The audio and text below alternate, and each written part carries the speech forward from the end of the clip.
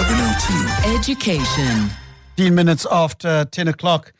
And my guest is Dr. Thandi Lewin, Associate Professor at the Ali Mazrui Center at the University of Johannesburg. We're talking about student debt, the relationship that debt has with the financial stability of the university or whatever institution it might be, and how we can find ways of addressing this situation.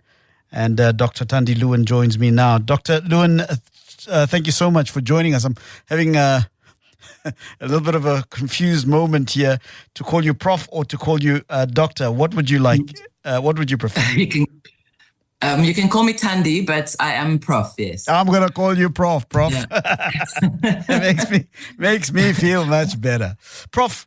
Yeah, I'm still getting used to it. And I should say that I was working in the Department of Higher Education and Training for many years. Yeah. And I actually left a couple of years ago. So a lot of my knowledge comes from that experience. Indeed. So, Prof, yeah. I 32 years ago, I was at university. And the same rhetoric that I hear from students now about financial exclusion, and the issue of debt as far as university and fees are concerned is the one that we are still having now. I was speaking to a youngster who is doing their second year at one of our universities, and the enthusiasm and the rhetoric, and it was just wonderful to see. But it just reminded me of our younger days, and that the same thing is still being discussed in exactly the same way at exactly the same time. And it almost feels like we haven't really moved the needle from what was being discussed just prior to the new dispensation in 1994 to today. And it appears that we really haven't made a dent in as far as the issue of the financing of education in a sustainable way. That the rhetoric is still the same, and we simply haven't really moved forward. Would that be a fair assessment of the situation? Look, I think I was at university around the same time as you. So, I mean, I hear what you're saying. There's been a huge amount of change, though, in the last 30 years. Those things is that the number of students has increased hugely. So the system has massified in a really positive way. The demographics of the universities have changed dramatically. And the funding that goes to support students to access university has increased astronomically as well over the years. So it's not the same system that it was in 1994, but and it really is a much stronger system, a much more equitable system, and it's improved in leaps and bounds. But you're right, it is ironic that we're still having some of these debates. And certainly at the moment, there are really serious issues around the financing of universities and student funding, which need to be addressed. And what's more ironic about that is actually what's happened in the last 10 years or so. Because in the last 10 years, the NSFAS budget, the budget that goes to support the most financially needy students to access university and TVET colleges, that budget has grown to very, very high levels, levels that are very close even to the university subsidy budget. So a lot of money has been invested in supporting students to access university, supporting them to get through university. There have been huge improvements also in students getting through. We used to have quite a bad revolving door syndrome where students don't complete. Unfortunately, we still have relatively high levels of incompletion, but there have been really significant improvements over the years. Most students will get through. But there are still those students who don't. And part of the cause of that is the cost of university. But what I would also say is that there really are very few countries in the world that have solved this dilemma. Higher education is massified all over the world. Public funding of higher education is in decline all around the world. and most countries are grappling with how to fund higher education adequately and how to fund students to access higher education without indebting young people for the rest of their adult lives and their working lives. And of course, you've seen in many countries that they're grappling with very high levels of student debt. So yes, it's a mixed picture. Why do we have? I mean, the significant developments that sound positive seem to me to be the kind of thing that should have wrested the problem. Somebody's just written me a message now to say regarding student debt. In my time, TEFSA which is now NSFAS, was a loan. Why did they turn it into a grant? It's unsustainable. They must turn it into a loan funded by state, collected by SARS against tax number finish and CLAR. Keep it so simple, says Jimbuzi. And the question I suppose I'm asking is, what is the problem? Why is it that we seem not to be getting the issue of the financing of higher education specifically under the knee? Okay, so I mean, it's a highly contested issue, what your listeners just said, but certainly in most countries in the world, higher education is financed through a combination of state funding and private funding. And even in South Africa, as much as we recognize basic education as a right, higher education as a right that must be progressively realized, according to the resources that are available. And as I've said, there's a lot that's been done. But there are very few higher education systems that can be funded without some kind of a loan component. And what happened in South Africa up until 2017, initially through TEFSA in the early 90s, and then once NSFAS was established in 1999, most students were funded through NSFAS. And these were the poorest students. Remember, the family income threshold was 122,000. Yes, there was the whole story of the missing middle and so forth, yeah? Missing middle. So, so we still have that story because we still, even though the threshold for NSFAS increased to 350,000 in 2018, from 2018 onwards, following the announcement of the former president in December 2017. That threshold, by the way, hasn't changed at all since 2018, and it's remained the same. And of course, we've had COVID in between, and we've got really a very weak economy, and of course, huge inequality and poverty that hasn't got better since COVID. So yes, the funding changed, and in fact, there were massive increases in the budget. So between 2019 and 2023-24, the higher education budget was one of the fastest growing budgets in government, and more money was being poured into higher education.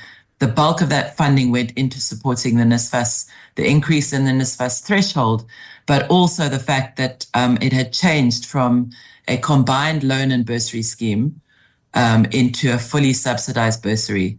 So the current model that we have does not have funding coming back into the system, apart from those students who were on NSFAS loans before 2018 and are still paying back that money. And it's a relatively small proportion of the money that is actually expended every year on student bursaries.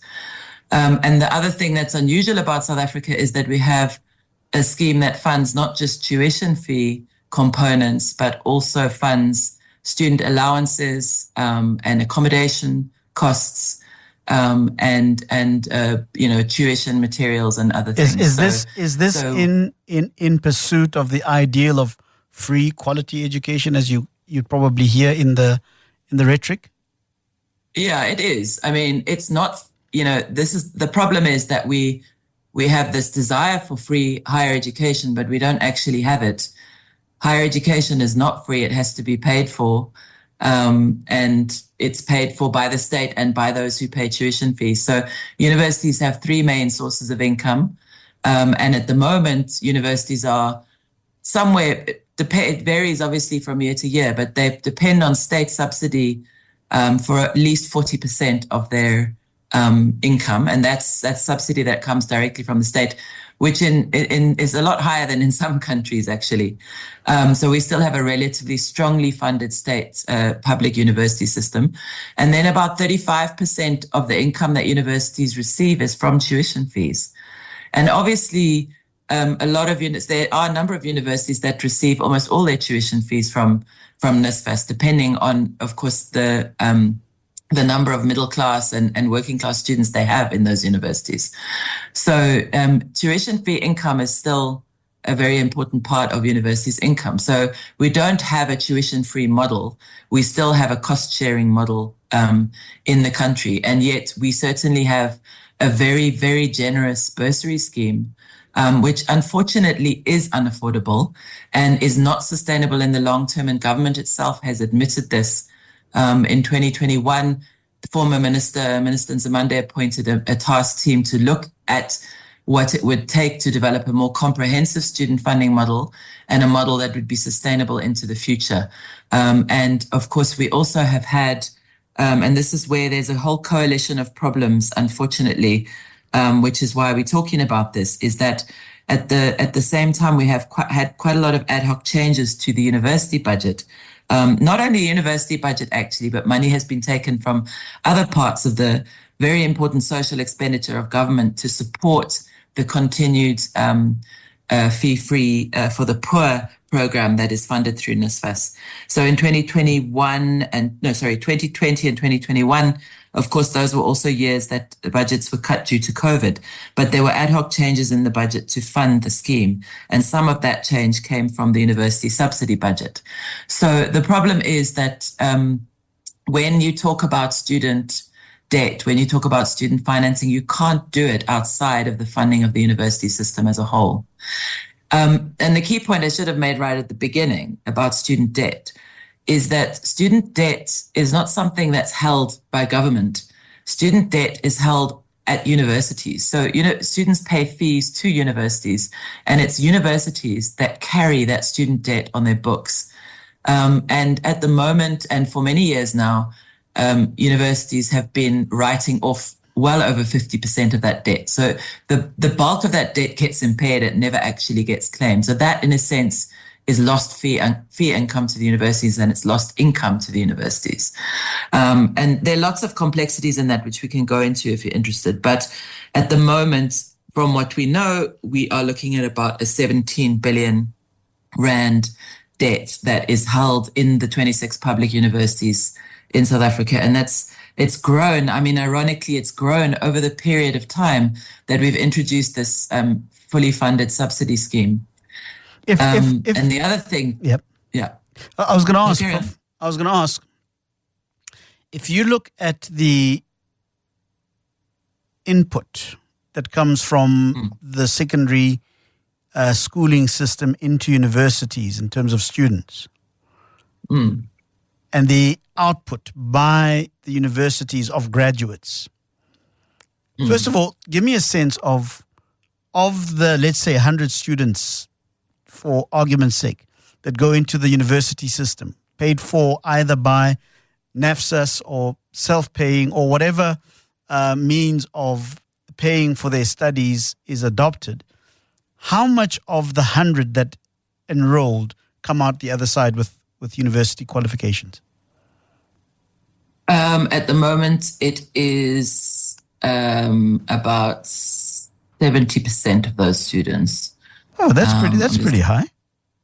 It's pretty good, but that's only after time. So the only way you can really look at that is by looking at the cohort studies that are produced over quite a long period of time, because one of the big problems we have is that many students don't complete in the minimum time. I mean, it's not a South African problem.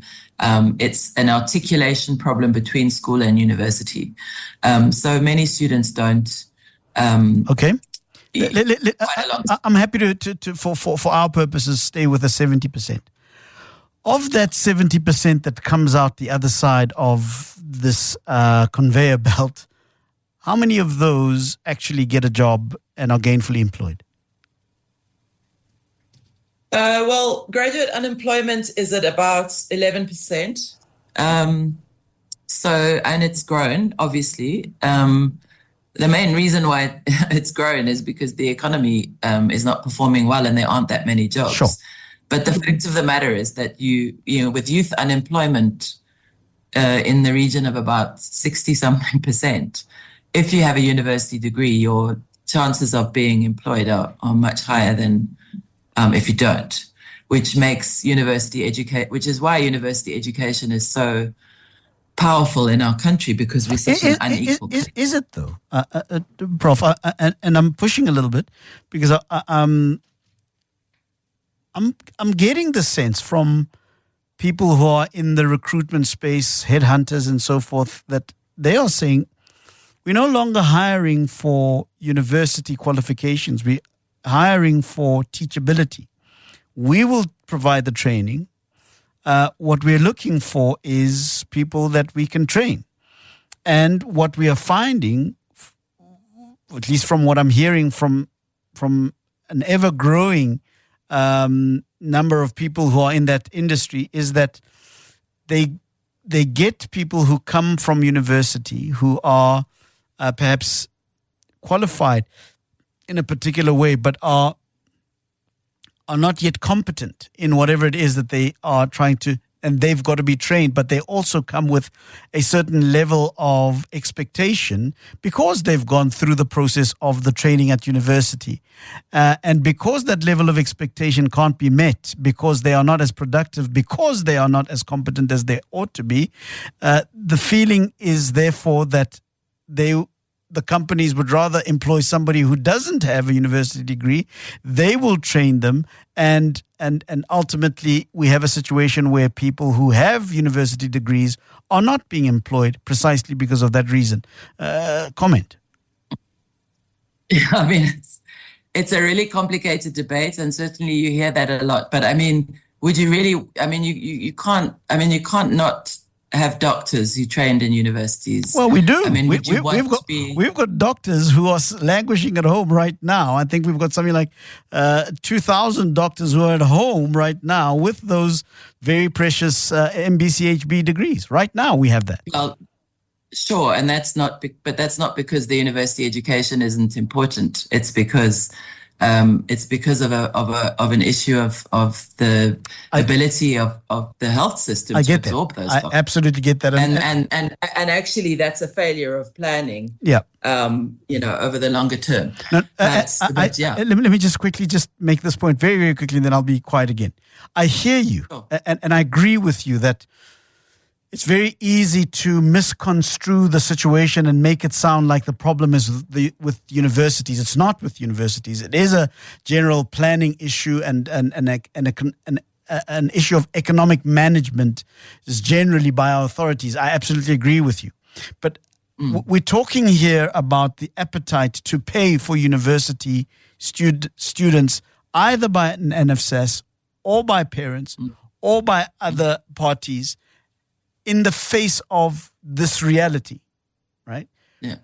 Could it be that is partly part of the reason why we are seeing ever diminishing desires to pay for university education?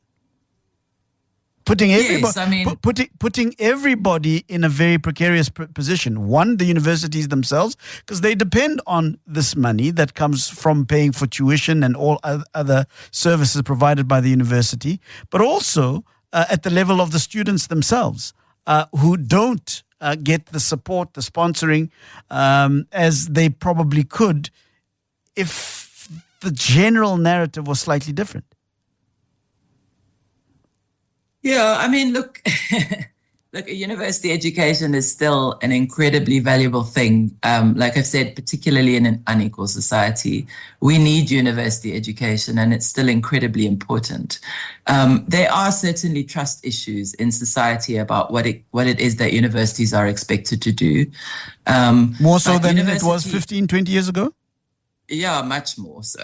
Much more so because the world of work is changing so rapidly and the expectations of graduates are changing and more people are graduating. But mainly because the world is changing so fast that the requirements of, being in the world and working in the world. I mean, you were just talking about entrepreneurship earlier. I mean, it's so much more. It's so much more complex. So yes, I mean, universities have to keep up and they have to keep accredited in terms of what they're teaching. But the fact of the matter is, it's never been the job of a university to create someone who can walk into a workplace and be able to do absolutely everything. The job of a university is to prepare graduates for the world of work, to make sure that they're properly trained in their field of expertise, and to give them that expertise that they need when they go into the job. And it's through that experience that they will then gain, become fully competent in that environment. So I want to invite. Sure. Sorry, go ahead, Prof. No, I mean, I'm simplifying it enormously, but it is really a problem. But I mean, the thing is, you're talking about you're kind of mixing a whole lot of debates here, which is fine because I mean, they're all very important debates. Is higher education valuable? Should we be paying for it? Is it an investment rather than a cost? I mean, these are all the debates that you have when you're talking about funding university. Is it a private good, as in the family and the student benefits? Yes, it partly is. But is it also a public good? Yes, it is, because we need highly qualified graduates in the economy. So it's both an investment and a cost. And whether it's a right or a privilege is also a big part of the debate about how it should be funded.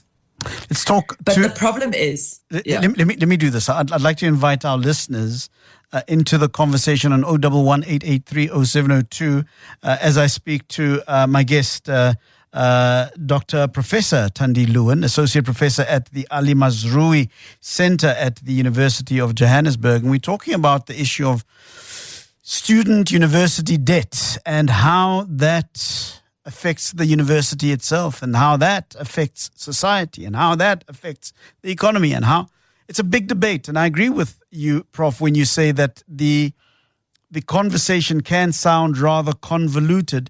But I also agree with you that all of these issues actually play together to create a particular reality that we're trying to unravel and understand a little bit better. But my question then becomes,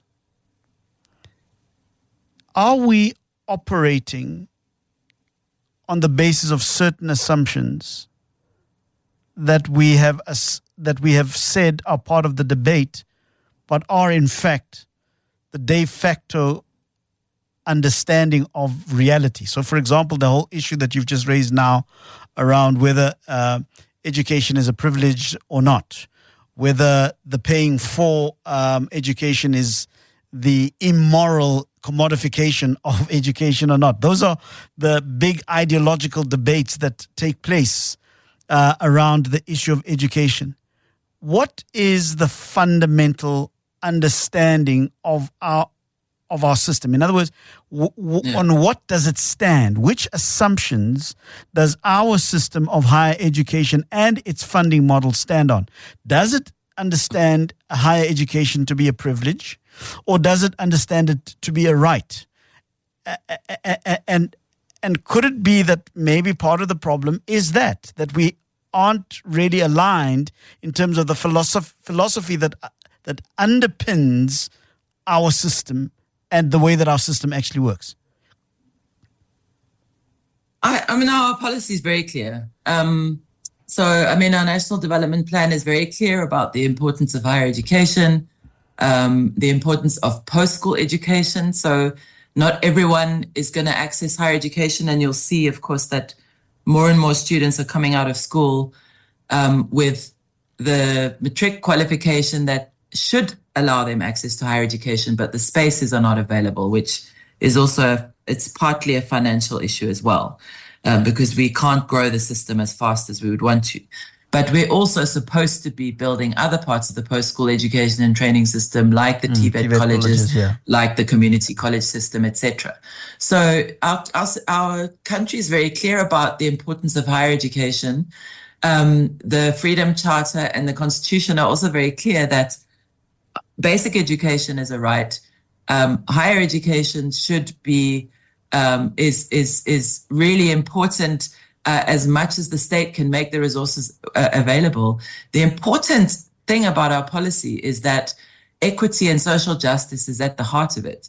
So, the point is that nobody should be refused access to higher education on the basis of the fact that they can't pay. And so much of the work that's been done in the last 30 years has been to try and make that a reality. And in fact, it has become a reality. It's just that there are these complexities that we need to deal with in terms of how to fund the system sustainably going forward, and how to make sure that nobody is prevented from accessing higher education and from accessing their pathways to a particular career because of a lack of access to finance.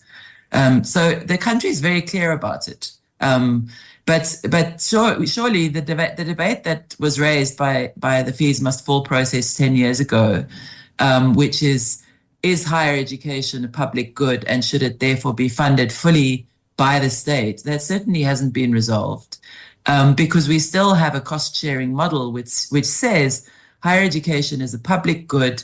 We fund higher education as a government, but students must be funded to access higher education, but people who can afford to pay must actually pay the fees. Yes. And there's a cost-sharing model. So we have a combination of both of those. And in some ways, we haven't resolved that debate.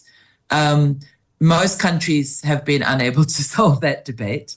In most countries, higher education is seen as both a public and a private good. Give me a call. Let me invite the listeners. Please give us a call on 011-883-0702.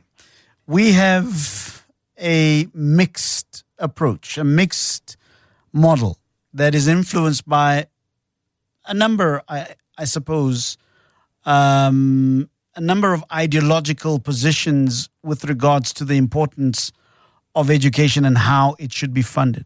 Yeah? Give me a call and let me know what you think the right funding is. We've got a number of challenges. We have the universities themselves. In other words, the institutions themselves depend on the tuition fees that come from a number of streams, as the prof has already explained. What is the most sustainable way for us to do this thing? Yeah, how do we get more people accessing higher education while we make sure that our institutions are sustainable, quality institutions? I'm hearing 50% of some of the debt is written off every year. That can't be sustainable. What do we do? What do we do? That's the question I'm asking you. 011-883-0702. Because this can't be, we can't go on like this forever, right? So what do we do to produce a sustainable model that is going to produce the students and the educated workforce that this country needs, but not bury the institutions themselves? I'd love to take your calls on that. 011-883-0702 is the number to dial. Some may say that actually this is a question that should be answered by the material conditions on the ground. If the money isn't there, then we can't be talking about giving people access to education if there's no money, because there's no money. I'd like to drive a Porsche, but I can't have a Porsche because I don't have the money for it. And then there are obviously some people who say that you can't compare education to a Porsche. It's not a commodity. It is the very thing that makes our country have a chance in the contestation of economic spoils out there, right? And therefore, we can't speak about education in those terms. But then somebody could say, sure, I hear the idealism and all of that, but the reality, take away the sentiment and all of that, is that somebody's got to pay for this stuff and the money is simply not there. Couldn't that simply be the answer here, Prof? So, our is there. And the question is really just about, how are we spending the money? So What we really need to do, I mean, there are a few things. I mean, worrying this year was that some of the protests at the universities were about students who were struggling to access universities because they couldn't get their debt to a reasonable level to be able to register. And some of that can be solved. Universities are also putting masses of millions into this because they're giving quite risky concessions, risky in terms of their own finances, concessions to students. But where students are performing well, they will always try and make a plan. But they also put a lot of their own financial aid money. And there is actually quite a lot of private sector funding as well in the system. But there are problems with the levels of tuition fees. So there's a whole range of things that need to be done. The university, and the problem is, this was the point that I was trying to make about the student debt. What really worried me about the protest this year is that a lot of the demands are, and this is always the case, are addressed to universities. And the universities really cannot solve the debt problem on their own because essentially they're holding the debt, but they do not have the funding to make the kind of concessions that they need to make. And when I was in the department, I was part of supporting this ministerial task team. And one of the things we did was we did a debt analysis of who holds the student debt. And we really need to look at that again and see who's holding the student debt and how we can address it. Because at the time, about 40% of the debt to public universities was unresolved issues relating to NSFAS funding between universities and the National Student Financial Aid Scheme. And that's an ongoing problem. Yes, it's being addressed. You will see it in the media that there's occasionally a university makes a large payment to NSFAS and essentially they've resolved, they've reconciled on what universities and NSFAS owed. And that's so the university makes a large payment to NSFAS, or the other way around? Yeah. So what happens is that NSFAS will pay the student fees for the students that it's funding to the university.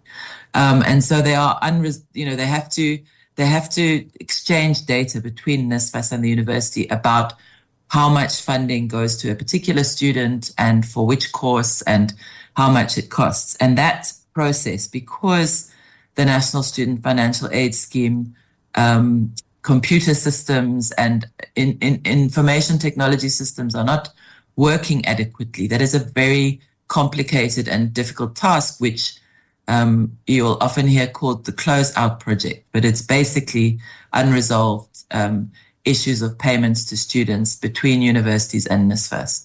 So some of the debt is unresolved issues between universities and NSFAS, where a university will argue that they owe for particular students. Some of it might be students who are NSFAS qualifying or thought they were NSFAS qualifying, or the university thought was NSFAS qualifying and didn't actually ever receive funding. I think you will know that last year there were a lot of unresolved appeals at the NSFAS level. And so there's a lot of students in limbo in that situation who would really struggle to register, assuming that they qualify and thinking that they qualify, and then not actually being approved for funding at the end of the day. But these all sound like administrative issues. Yeah, I mean, they sound like it's not a policy issue. It's just the operations just don't align, and it's just administrative. Prof? Yeah, well, there are big administrative issues. There's no doubt. I don't want to make it seem that that's the entire bulk of student debt, because it's not. But there are administrative issues that, if they were resolved, would solve the problem for a large number of students. 62% of our undergraduate students are funded through the National Student Financial Aid Scheme. 62% of them receive that funding. So in theory, none of those students should have debt, because since 2018, they've been fully subsidized and they do not have to pay that money back. It's a bursary. As long as they meet the academic criteria, they continue to perform, and they perform within the N+1 which is the year that their degree takes plus an extra year, which is basically what the majority of students take to finish a degree. So those students, there probably are students who've exceeded their... Are we demanding enough then from our students? I mean, if we're saying that part of the criteria is for you to if a degree is supposed to take 3 years, it's okay for you to take 3 years plus one. Given our financial stresses, are we demanding enough from our students from their side of the bargain? I mean, really, it sounds to me as though all the system is asking is that students apply themselves academically and pass. If we've got a plus 1 year on that, are we demanding enough? Well, we used to have N+2 on the old scheme. So the same answers would have been true for that. I'm asking about the N+1. No, sure. But I mean, access to university is one thing, but succeeding in university is an incredibly complex there's a whole lot of set of factors that require you to succeed in university, and funding is only one of them. And we know that students on NSFAS perform better on average than the overall student cohort. And that shows that funding is a really important factor. But there are other factors. University study is incredibly complex. Our schooling system is incredibly unequal and has its own challenges, which sometimes make the transition to university very difficult. Universities, have a lot to do in supporting students to be able to access not just the formal program, but also to be able to, really, cope with the epistemic demands of a degree. So it's not a simple issue. And if you go to universities, you'll see that they're investing a huge amount in supporting student success. So, I mean, student success depends on financing, it depends on living conditions, depends on mental health, it depends on teaching and curriculum issues. We're not unusual in that way. But about 10 years ago, there was a very strong debate about whether or not we should be having a 4-year degree rather than a 3-year degree, the basic bachelor's degree. And there was a very strong argument for that because so many students would normally finish a 3-year degree in 4 years. But of course, it wasn't really deemed to be viable, and for many reasons, financing being one of them, staffing being another. So it's a big issue. But you're right. Yes. Sorry, we're not getting any callers, so that's great. It means no one's actually listening. We've got a lot of people listening, but I think that people are appreciating the complexity of the issues here, Doc. And I think that anybody who wants to trivialize any aspect of this debate is being disingenuous. But I go back and I ask you the question that says, look, we seem to be in crisis here. Are we perhaps not doing things as if it is business as usual?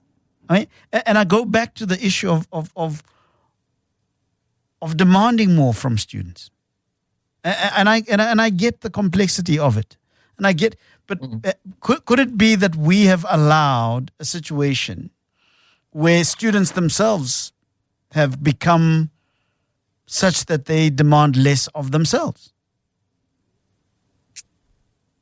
I don't know enough to answer that, but I don't think that that's the case. I mean, I think that probably most young people who get access to higher education, will make absolutely the most of it that they can, and will try as hard as they can. I mean, we have a lot that we still need to do. Let me give you an example of what I'm talking about, Doc.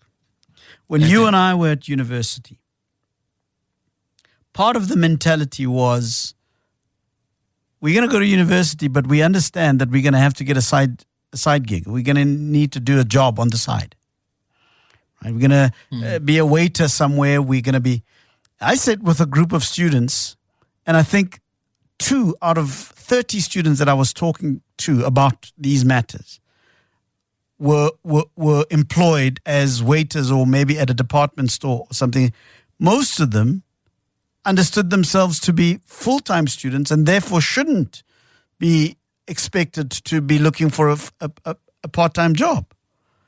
And I'm saying there seems to have been a change perhaps in the expectations of what student life is supposed to be, which costs money.